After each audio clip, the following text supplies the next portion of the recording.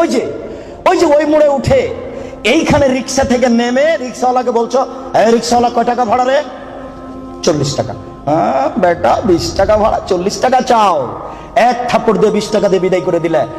এখন এই পাপ তওবা করে ক্ষমা হবে না, মরা পর্যন্ত কাঁদলেও হবে না। এটা খুবই জটিল।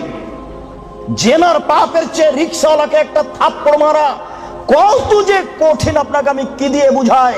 এই ছেলে, তোমার বাপ দলীয় দাপটে জমি দখল করেছে, দিন রাত যদি তোমার বাপ তাহাজ্জুদ পড়া হবে না। শফিকুল ইসলাম জাগরণী বলেছেন, লাভ হবে না কবর পাকা করে দিয়েছেন, বাপের কবর যদি স্বর্ণ দিয়ে বানান কোনো লাভ হবে না। নজরুল ইসলাম বলেছেন, মসজিদের পাশে কবর দিও ভাই। মসজিদের পাশে কেন, আপনার বাপের কবর যদি কাবা ঘরের নিচে ঢুকিয়ে দেন 1 পয়সা লাভ হবে না। শুনুন, রিক্সাওয়ালাকে থাপ্পড় মেরেছেন, ক্ষমার পৃথিবীতে কোনো সুযোগ নেই। রিক্সাওয়ালাকে খুঁজে বের করতে হবে।